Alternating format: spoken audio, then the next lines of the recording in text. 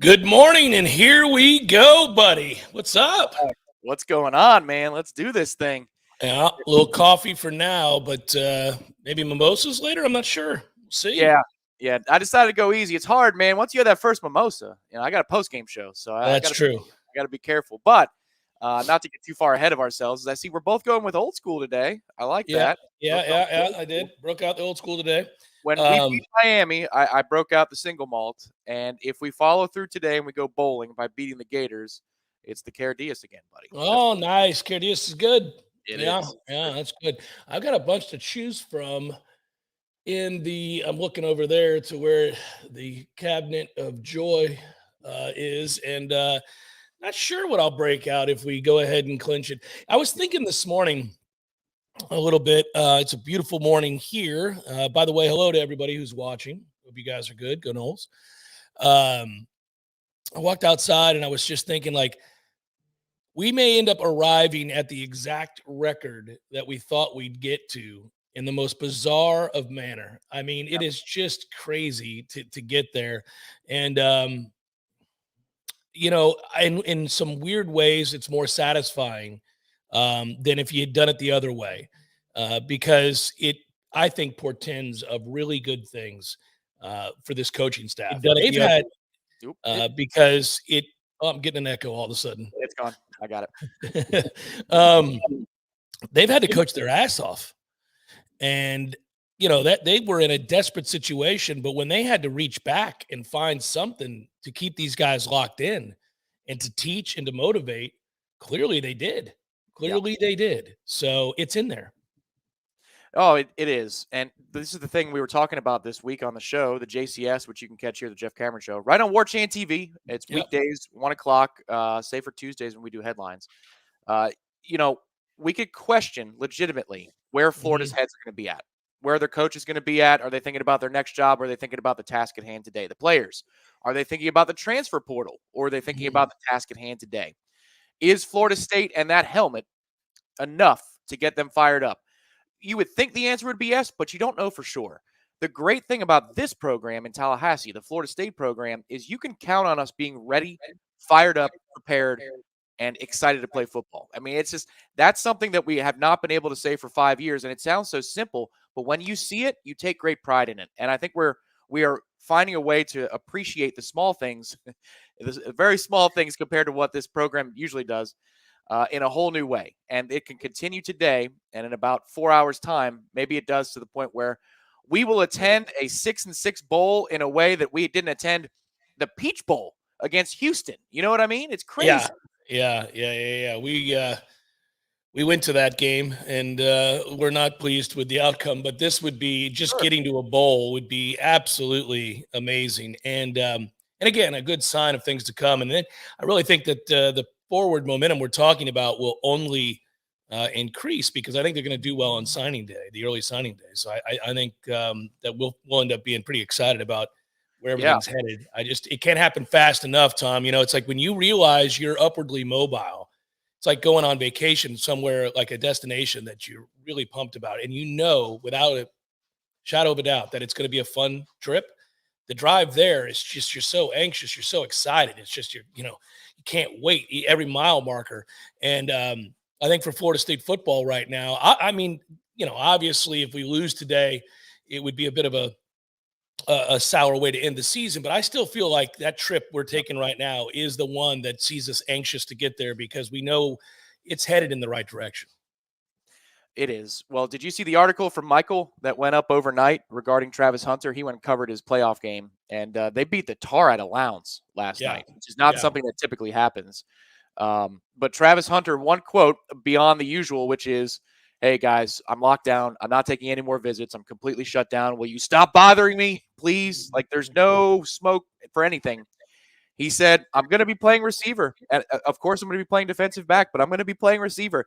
I don't know that I've seen him say that at any point, because I remember even when we were questioning, the whole college football world was questioning his commitment, and he would go on those IG live things. He'd say, "Well, I'm playing defensive back. I'm playing defensive back."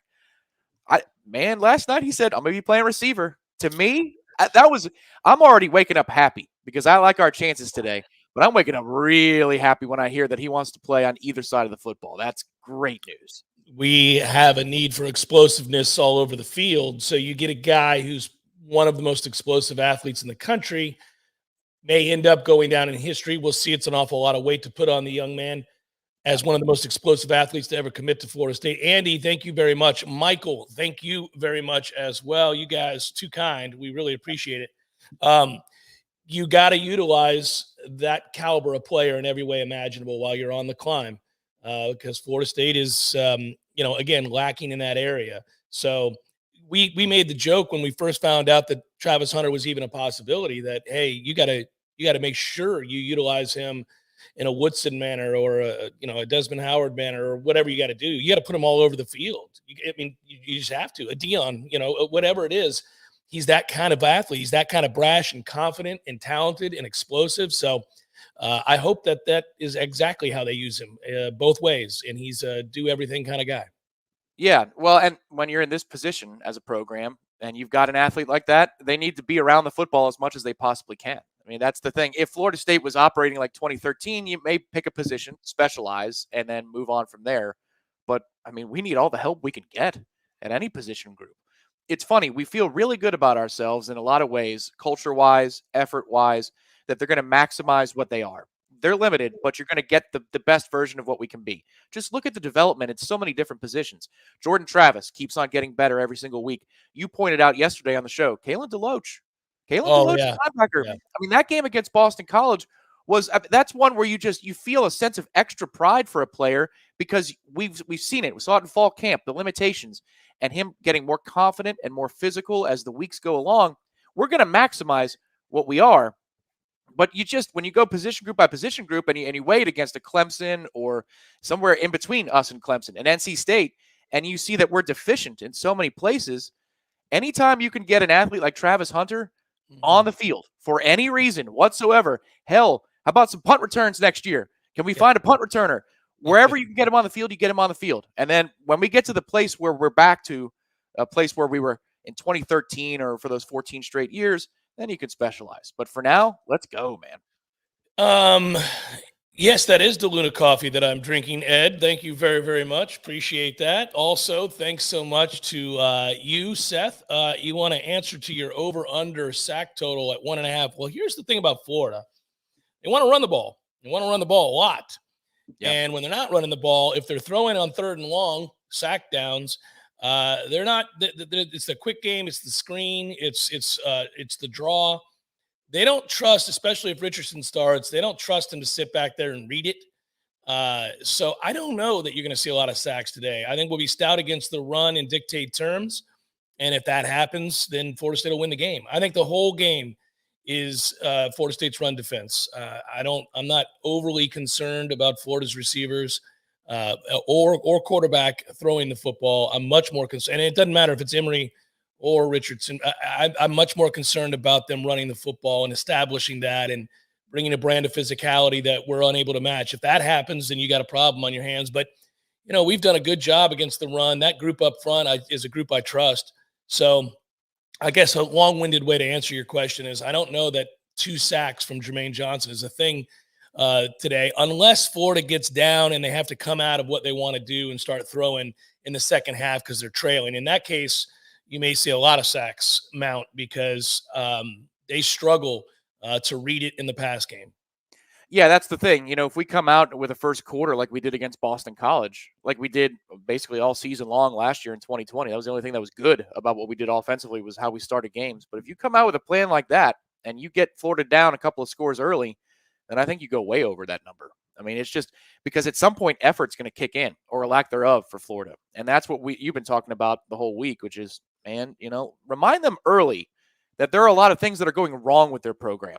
Yeah. Remind them of how much it's going to suck this offseason. Remind them that they want to go somewhere else and they don't want to stick around in Gainesville. If you remind them of those things, then you could see wild numbers, weird numbers. But, if it's 7-7 at the end of the first quarter, if I'm a Florida fan, I consider that an absolute win. And let's go figure out the rest of the 45 minutes.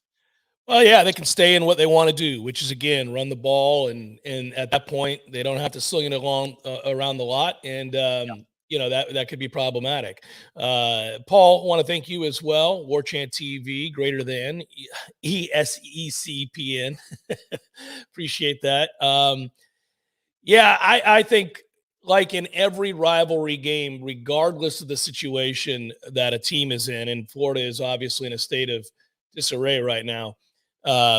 The kids, because a lot of them played against each other and know each other, and just the whole idea of a rivalry game, will come out fired up. They'll come out wanting to play, but you got to beat that out of them.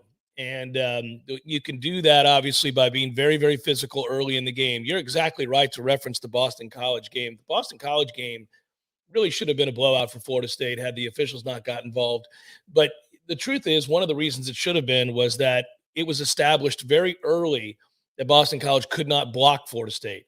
We talk about this all the time. We get into the conversation about what an offense should be or what a defense should look like.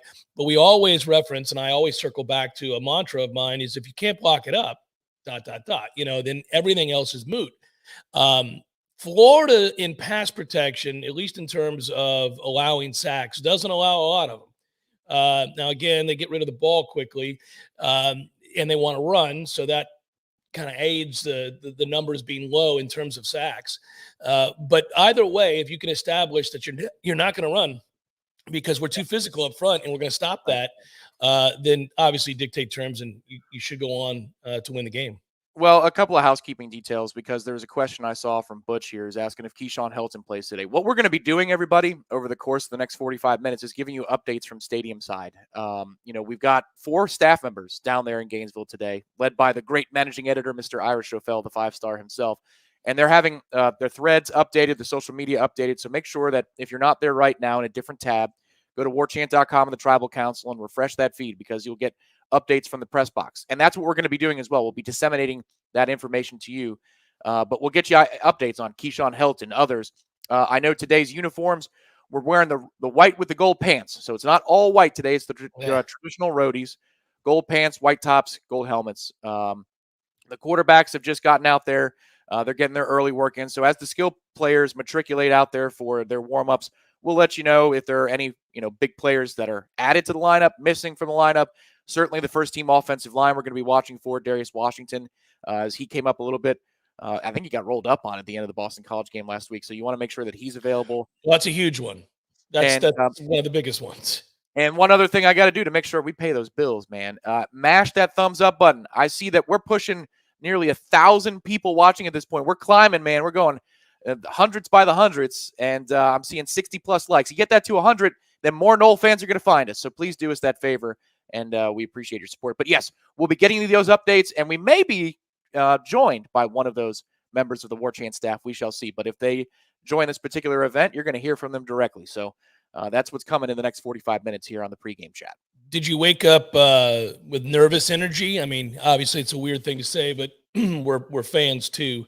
And so you get up and you feel that intensity of a rivalry game. And even though you're not obviously playing in the game, you get that little tickle in your stomach. And it's funny, my eyes open early, as you know, and I opened them, looked up at the ceiling, realized what today was. It was awfully early. I rolled back over to go to sleep because I was that kind of comfortable with what I think we're going to see today. I still feel good today, like I did all week long. Yeah, it's kind of weird. Like, listen, man, I always, this is my game. Like, you talk about you in Miami, like you're a different dude on the day of the Miami kickoff. For me, when I'm 8 to 12 years old, which are those years where really you latch on to whatever sport that you love. And my sister went to Florida State in the early to mid 90s.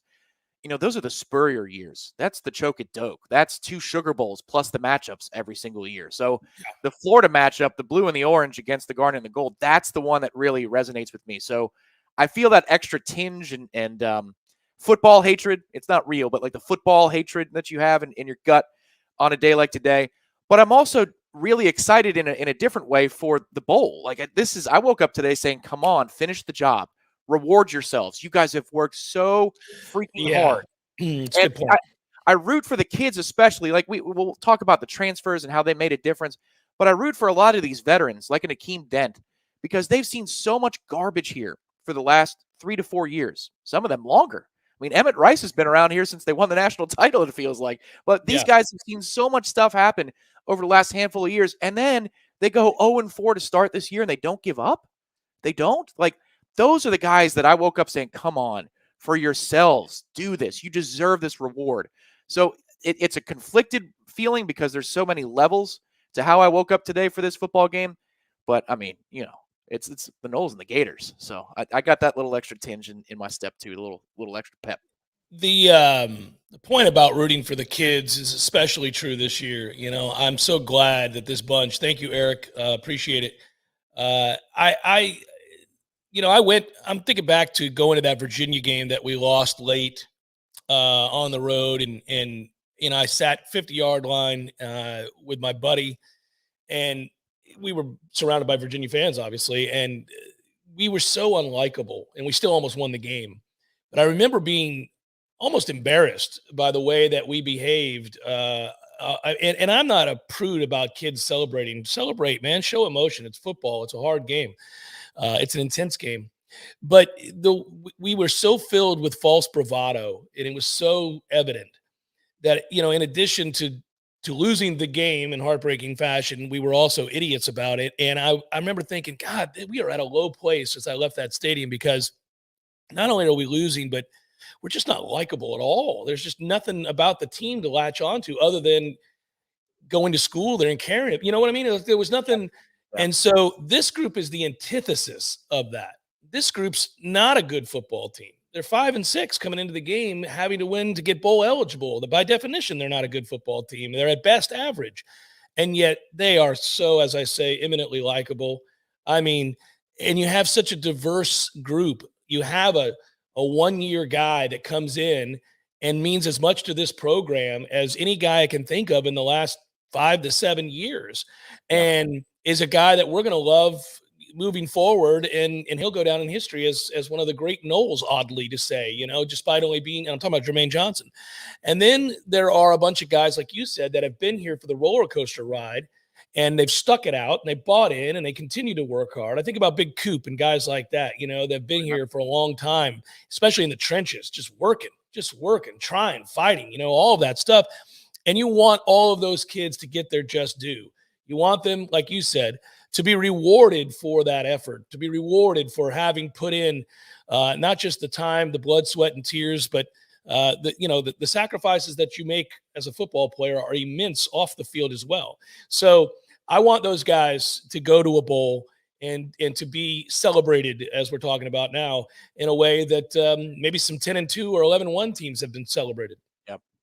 Well, again, because you latch on to those guys who can make the difference. And there's a report there on the bottom from Ira. That was an update from stadium side that Darius Washington is dressed and taking warm-ups. So nice. That's really big news. We'll see what the line rushes look like in pregame. So that'll be the next update, who's with the first team, because we've had instances this season where a player that we want is out there for warm-ups, but is actually not available during the game. Thinking back to Dylan Gibbons against NC State. That's one example. Yeah, man, it's just, I remember the lost decade because I was a student here for it. And this is even a more lost period of time. I didn't know it could get this low. I thought that, and I think everybody did who was in the Noles fan base, that period of time from about 2004 through the end of the decade was the low point that this program was going to see over a 50 or a 60-year span. And when we were coming out of it, those kids who said yes in those moments, those kids who ended up becoming decent players who were part of the Bobby years for that 2010 team, like, those are the ones that when they won the title in 2013, you almost felt good for them. Like, I wonder where they are tonight. I wonder where they are. And I wonder if they take a sense of pride in knowing.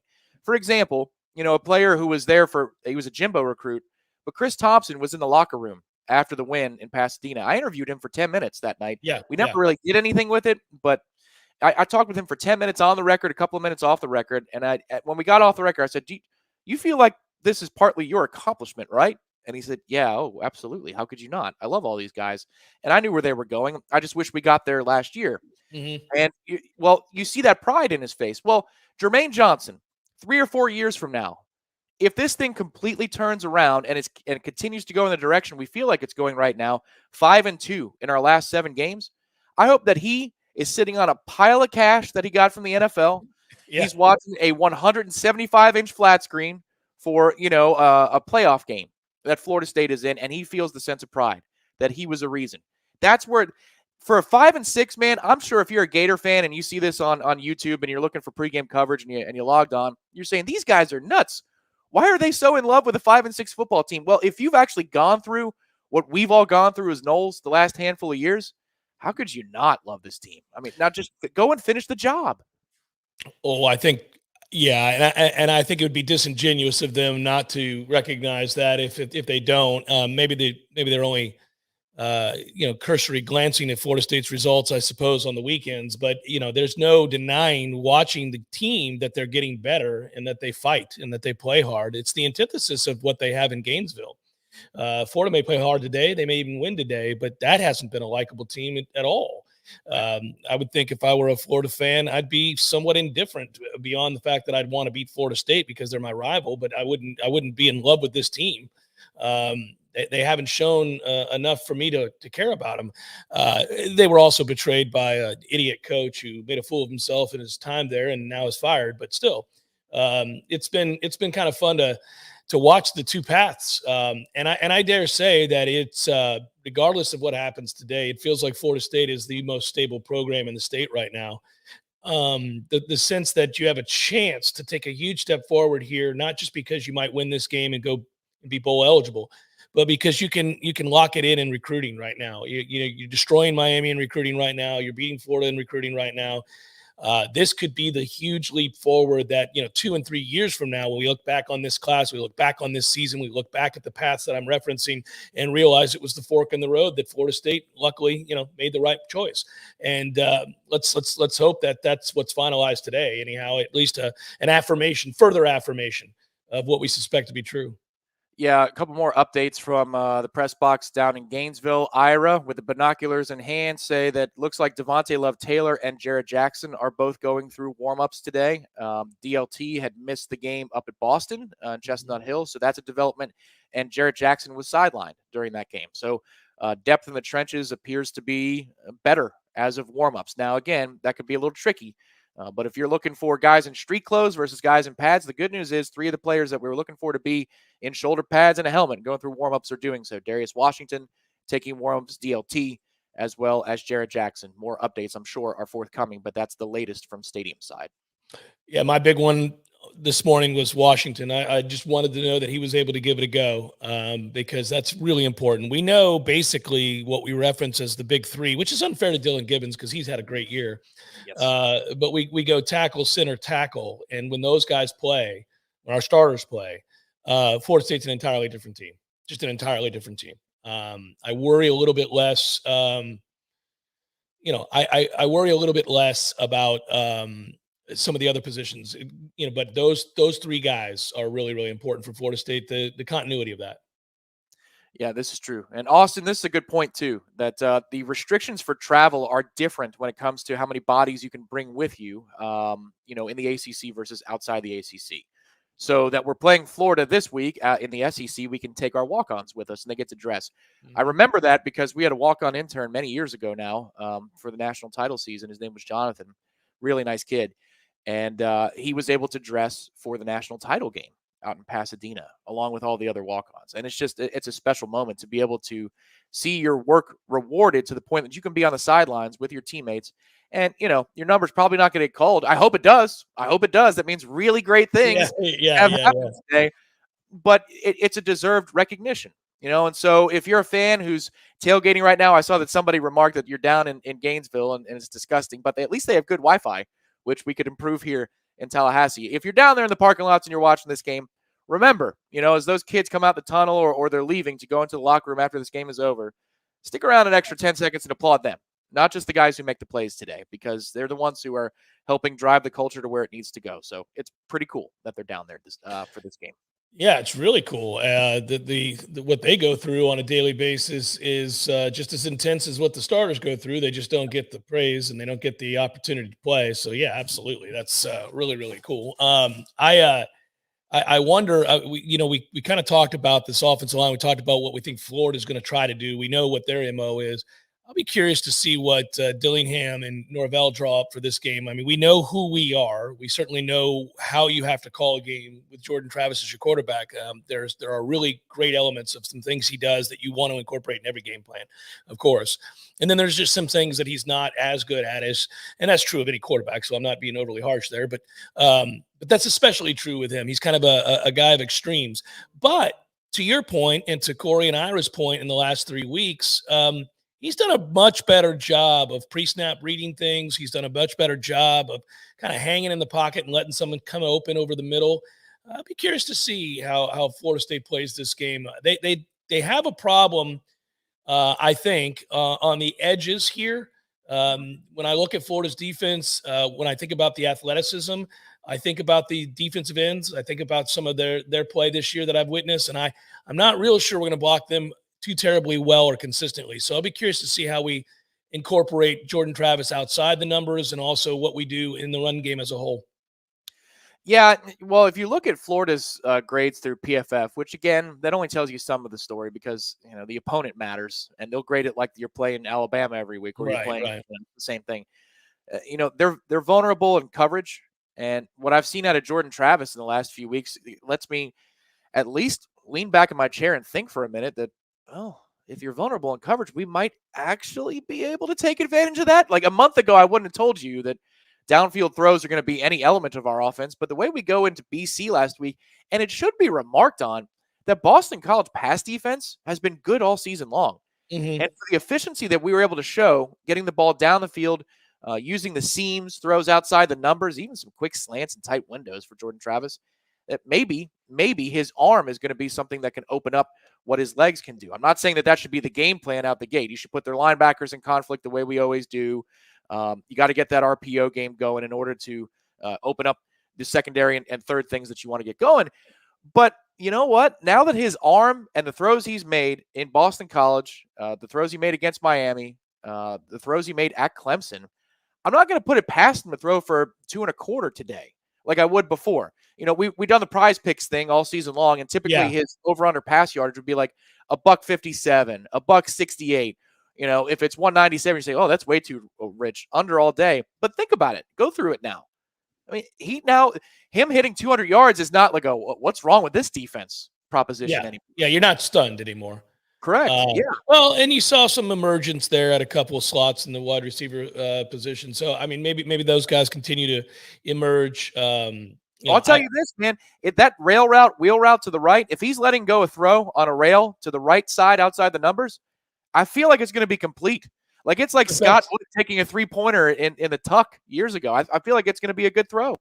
It's the best throw he makes. He hits that in stride almost every time. That's by far the best throw he makes, and he has touch on that throw. He seems to have just a great feel for everything there on that throw.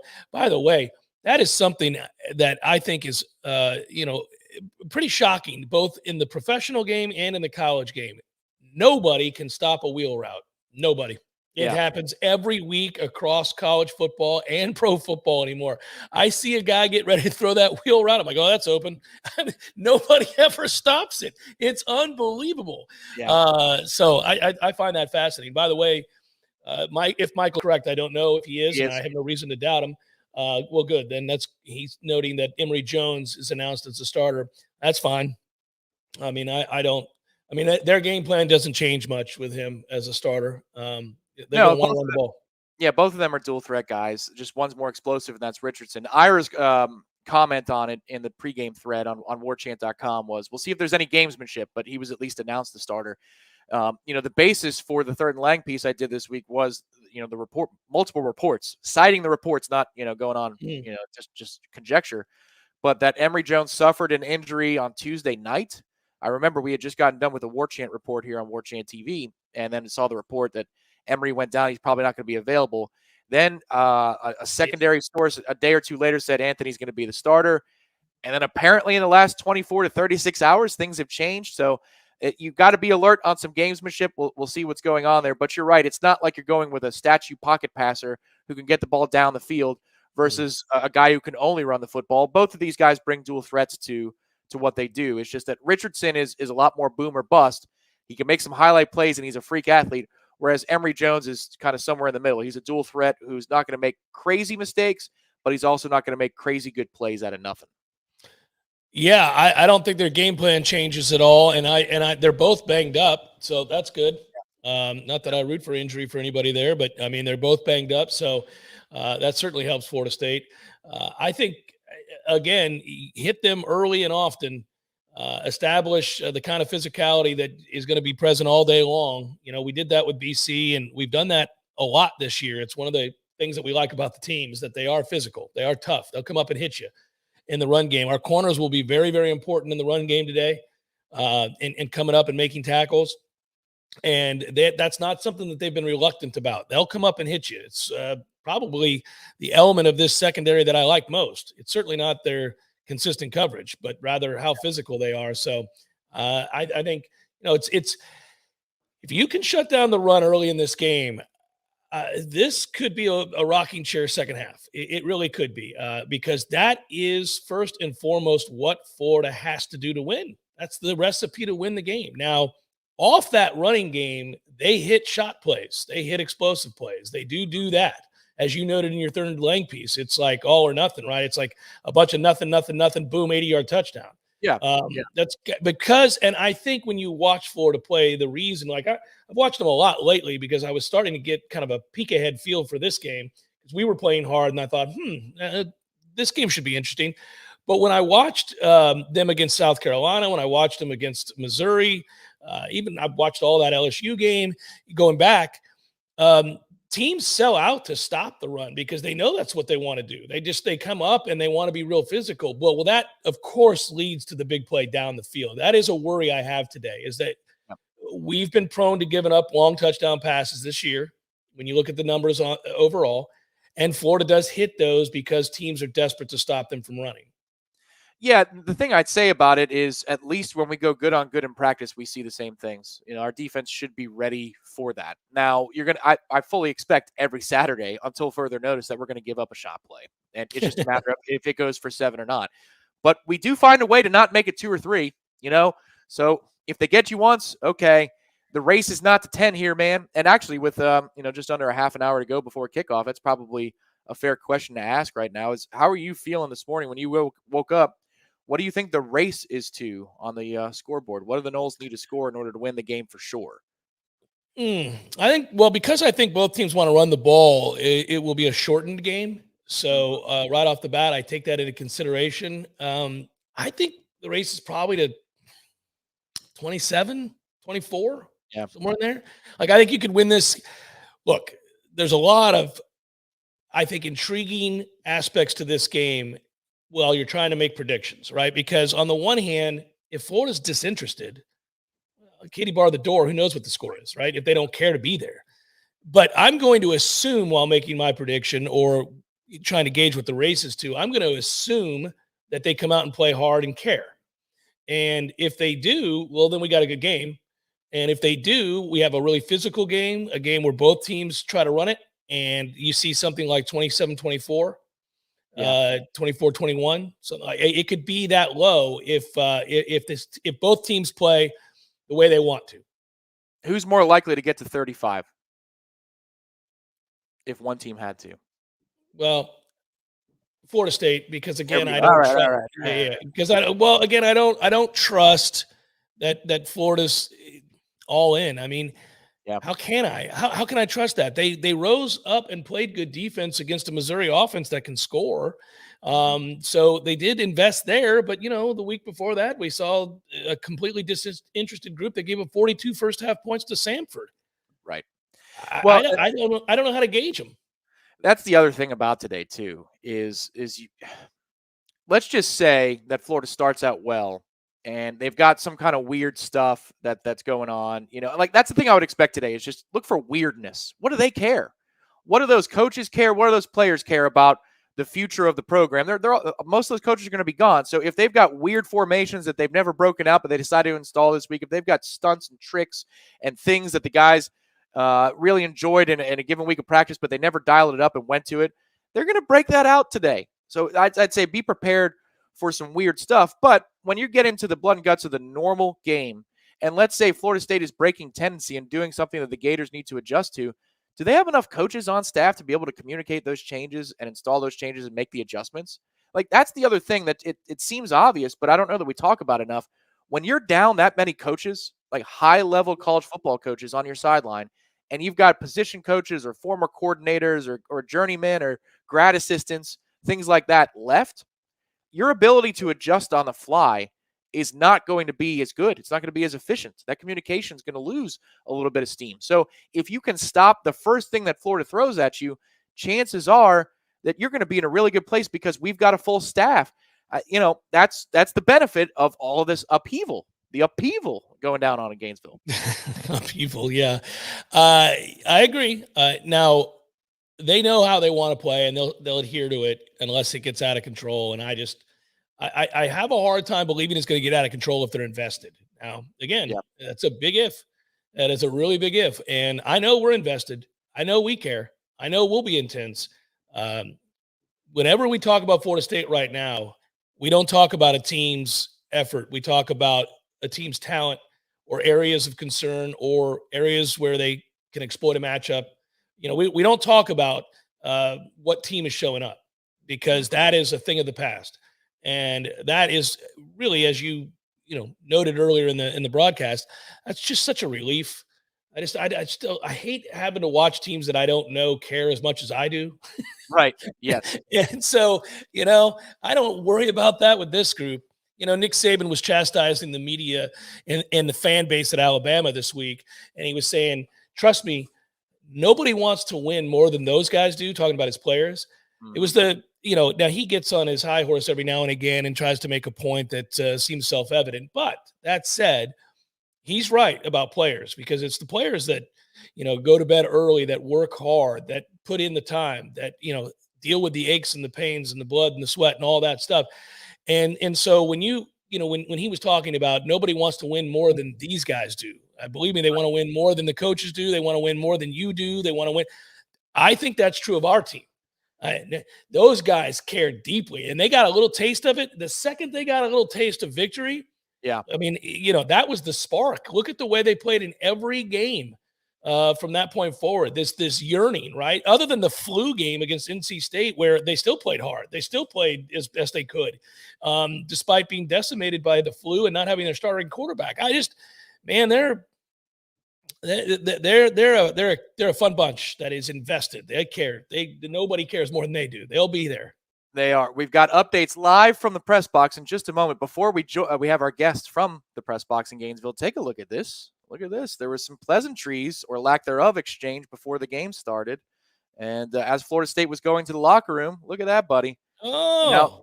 Now, are they all bark and no bite, or are they actually here for a fight? That's the question. But look at that. We're minding our own business, going to the locker room, and Florida has something to say to us. Interesting. It's usually the mark of desperation. It reminds me of Miami Clemson years ago down in Miami. Remember when the Canes did that to Clemson and they got completely stomped? We'll see. But now we are joined live stadium side. What's up, man? What's up, brother? Guys, how you doing? No. I don't want to do this anymore. That was weird. So you're freezing. What's it? 50 degrees and you're freezing? Yeah, but we're in the shade here, man. So it's more like 48 here. So it's a little too much for me. In the sun, it looks great, but up here it's a little chilly. All right. So what's the latest? Who's healthy? Everybody's healthy? Well, it looks like DLT won't play, or at least won't start. Brady Scott's starting there. It looks like everybody else looks like they're ready to go. Keyshawn Helton looks like he's back. Jarrett Jackson looks like he can play. So, yeah, other than DLT, Brady Scott being in for DLT, it looks like everybody else is good to go. Well, I guess, Corey, so related to that, is Babion just hurt? Has that been the case the last few weeks? Because I felt like he might have been the top reserve at guard, but what do you think about 51? Yeah, I mean, he's out here. He's moving around. I don't know. I guess they think Brady Scott is a better option. I don't quite understand it either, but, yeah, he's out here moving around, so who knows? Yeah, and that scene that they were going into the tunnel was that was all of Florida's making. Like, Florida State was just running to their tunnel, and then the Florida players all went over there in mass to kind of taunt them. which is weird, but it's fine. It's a rivalry. They also don't have any head coach to tell them to get back. Don't do that. Like, what do they care what their coaches say? They're all gone in 3 hours anyway. So, by the way, what's the contingent of Florida State fans look like? Is there a sizable group there? Oh, yeah. It's hard to say because this place right now, what do we got, 22 minutes till kickoff? It's still probably only 30% full. But, yeah, there's a good over by the Florida State sideline. It's a lot of people. A lot is a strong term. Out of the people on the opposite sideline, most right now are Florida State fans. So Yeah, we'll see how it fills out, but that's what it is right now. The marching chiefs are on the field, as you can probably hear from my great computer audio, and then the Florida band will come out here in a second. Well, I'm just juiced for another Sunshine State showdown, presented by whoever presents it. I'm just excited for it, man. Well, yeah, good work of getting that in there. Maybe we'll get a sponsorship out of it, Corey. You're always thinking, buddy. I appreciate that. Yeah, you guys got it. Always thinking about that. Anything else, Tom, that you want to ask Corey? Yeah, so Corey, right now, are you thinking about that Sunshine Showdown, or are you thinking about how chilly it is? Be honest. What are you thinking about right this second? It's starting to warm up a little bit, but it's still damn chilly. So I'm thinking about the chili. Yeah, now here comes the Gator band, everyone. This is like a live play-by-play of two bands getting on the field. Is it windy? Is there anything to worry about in that regard? No, the little flags on the goalposts are basically limp. No, it's a really nice day, man. I bet in the sun it feels awesome. I think the high is going to be mid-60s, like 64, 65. So there's really no excuses weather-wise. It looks like it's going to be. And Emory Jones was announced as the starter, if that matters. He has been warming up and throwing passes. But I'm sure the other kid will play too. But Emory Jones was announced as the starter. Yeah, I was just about to say, were they both able to warm up? Were they both? Yeah, they were both there. They were both there warming up. All right. Got the injury report. Hey, I love seeing you guys. It's too. Love you, brother. Bring it home for us. It's been too long. Peace out. Be good. Seth From with stadium side. All right. The bands are going. That's the one cool thing about this game too. And I won't go on to the band stuff forever and a day, but we all like Dr. Plaque and the Marching Chiefs. We do. But when both bands are on the field before the kickoff of this game every year, that's always kind of a cool sight. There's a lot of people that play musical instruments on a Florida State Saturday. A lot of people. Hey, by the way, you brought it up to Corey. I am absolutely perplexed as to why in the hell Brady Scott is starting over Bavion Johnson. I don't have any idea why that would be. There is no amount of film that you could watch that would suggest that's a better idea. I don't know either, man. I thought it was injury related. We both watch this team intimately. I don't see it, Tom. I just don't see it. But, bless his heart. I hope he plays well, obviously. Maybe Bavion's dealing with a lingering injury, and so therefore he's available in an emergency situation only. Now, that's complete speculation on my part because you have to find something outside of the box to be able to explain the personnel usage there. At least Brady's not playing tackle today, though. I think that would be the biggest headline. Darius Washington did go through warmups. It looks like he's going to play. If you're just joining us on the Warchant Pregame Chat, we appreciate you. If you haven't done so yet, please hit the like button. Subscribe to our channel. We'll be going live 10 to 15 minutes after this football game concludes today. Hopefully that means we're going bowling after that.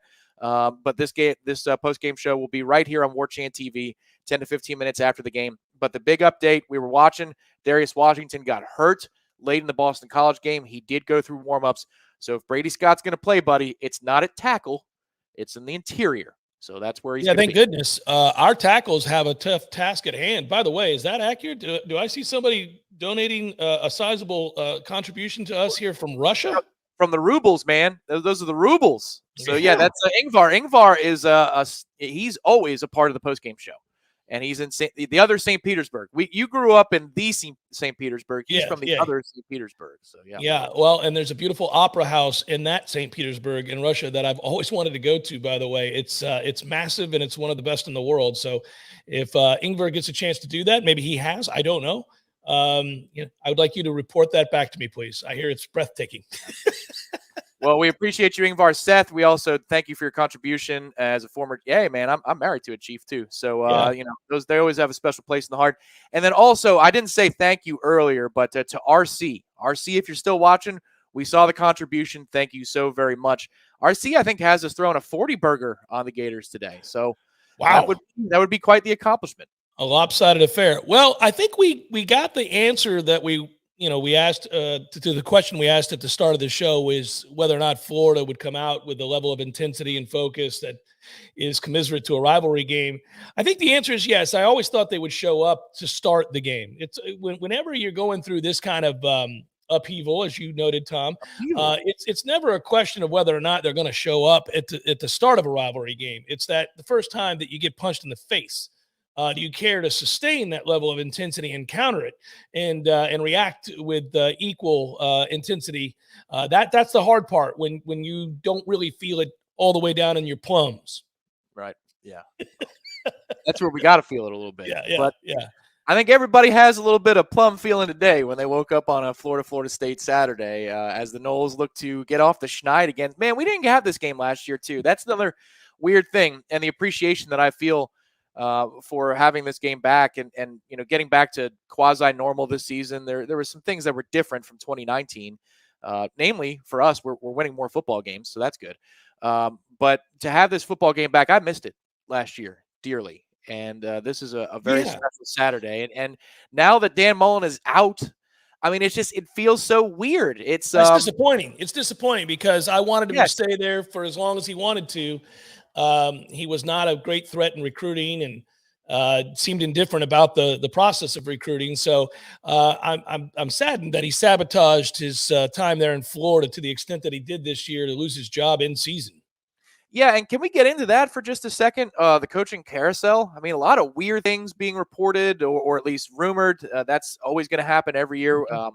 Sexton is at work when you hear weird rumors about coaches going from puppet master, buddy. That's what he does.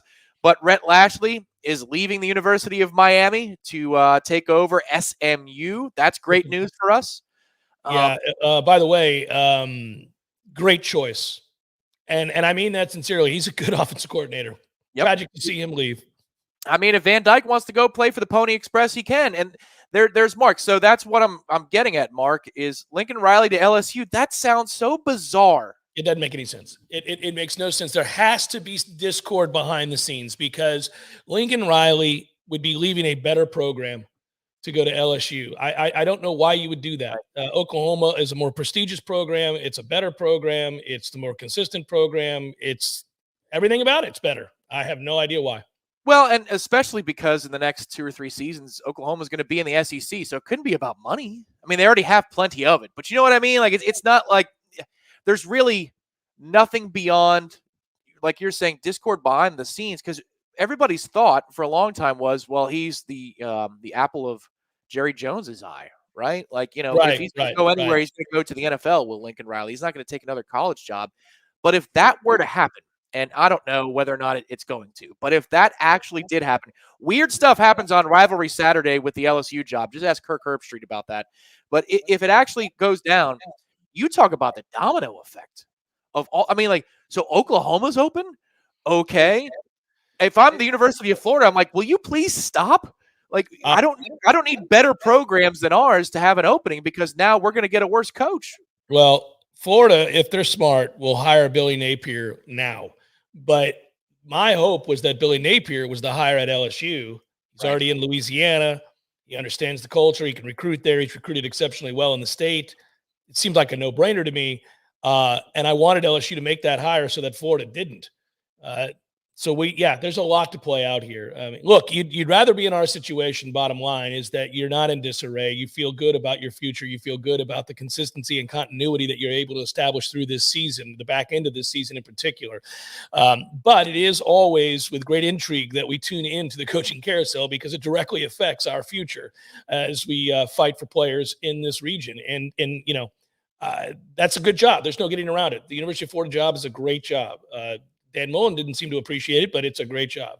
Yeah. Would you agree that the worst case scenario as a Nole fan would be Kiffin to Miami and Napier to Gainesville? Would that be the worst case? Yeah, I wouldn't be a big fan of that. It would make our task that much more difficult. It's not impossible, and I like what we've got going on here, so I'm not going to run. But Kiffin's a weird dude. You can never. He seems to fit Miami's MO perfectly. It's sort of a renegade guy to run a renegade program would make sense. And he would, he'd play it up. He'd do everything that you need to do to try to engender that feeling of being on the edge and all that stuff. He would do that. He'd play to the fan base and he'd play to the recruits that way. And then I think so that's a problem to some extent. I don't know that you could trust him to be there for more than 3 or 4 years because the guy's always looking for the next thing. But then Billy Napier is as buttoned up as they come. And if you haven't read about Billy Napier or noticed him, there are a number of articles in the last 6 months alone that will allow you to fully educate on who he is and what he's about and why he's a bit of a problem for us if he goes to Florida. We'll see. You never know the transition, if it's going to go as smooth as it seems to suggest it should on paper there based on how buttoned up he is. But, I worry about it a little bit because that guy's a smart coach. So, Jay, we'll answer this question. Is DLT moving around? Yes, he was. He took warm-ups from, just gathering with the way Corey answered the question when he was live from Gainesville. I guess he was running with the second team offensive line. Typically when you see this, Jay, with us, that player is not going to be a part of the proceedings unless there's an injury in front of him. We've seen a couple instances in the pre-games this season, which Dylan Gibbons or DLT or others, they did go through warm-ups, but they were with the second team offensive line and they were not rotated into the game. I would think, this is a day in which if there's any way DLT could play, he would. It's his last chance potentially to put on this uniform unless we go to a bowl game.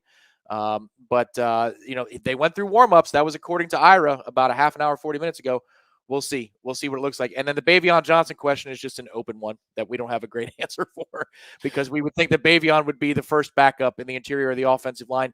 He may even be your best interior offensive lineman, not named Dylan Gibbons. But it looks like Brady Scott's going to be there. Yeah, we'll have to watch it carefully. I'm sure Bavion will play today. Listen, again, this is more about how we play at tackle today against those two ends. But for Florida State, they've been able to scheme up. And, hey, lately, by the way, they've been able to scheme up the offense early in games. That script, we talked about it all week on the Jeff Cameron show. Tom, that script against BC, that was fire. They came out and they created one-on-ones all over the field and space too. I mean, they had some plays that should have gone for more. We had some indecisiveness after the catch. If they come up with something like that here and establish themselves early in this game, then I'm going to start getting giddy a little bit early here because I do think this is a message game that you got to start fast in this game. Don't let Florida hang around at home believing that they can win this game and cap off an otherwise miserable season with a big win. All right, so let's, as we wrap it up, final 5 minutes or so here of the Warchant Pregame Live, we appreciate everybody who's tuned in so far, and we're ready to go, just like you. I think we're ready to put the microphones down, maybe pick up an adult beverage, and then put this game on because, the season goes so fast, and I wish that I had another 5 games to watch this team play, just because they're so lovable. But I didn't do Sporting Noles this week. But we could do something like that right now. So over-unders, this will help me understand your story of the game. Jordan Travis at Prize Picks right now as a passer. They don't have a Gator quarterback because they didn't know who was going to start. Jordan Travis, the number is high, buddy. 195.5. Over or under the pass total for Jordan Travis at 195.5. I'm going to go over by a hair. Okay. All right. So you say 197. He's going to go for 197, 200 on the dot, somewhere in there. Yeah. All right. On the ground. Jay Sean Corbin, 73.5 rushing yards. I'm going to go under. Under. Okay. He usually is. I mean, he doesn't get over 15 carries. That seems to be the outer limit set for him. Yeah. Jordan Travis, 32.5 rushing yards. Over. Okay. The sack yardage won't matter there is what you're saying. Yeah. All right. We'll do one Gator player, Jacob Copeland, their receiver, 48.5 receiving yards. Over. All right. The last one we'll do, Pokey Wilson, 38.5 for Pokey.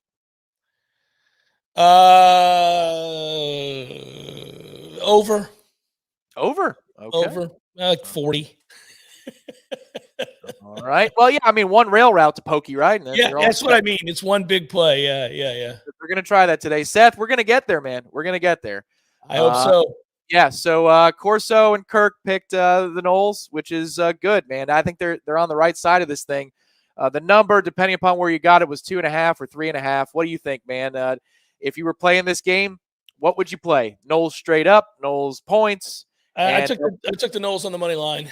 Okay. And hope like hell that Florida doesn't want to play. If they do, it's a war. It comes down to the wire because Florida's got in some areas better players and better depth. So it will be very interesting to see if they do. If they do, like I said, this comes down to the wire. If they don't, then we're all celebrating here in about an hour and a half because we'll know. Yeah, we should know relatively early. Yeah. I just it sticks with me, man. The all bark no bite thing that the Gators pulled there in the beginning of the game, which is that they tried to get in our way as we were going to the tunnel. You little jerks. All right, well, that's the false bravado you see from teams that are desperate, man. It's great. I love it.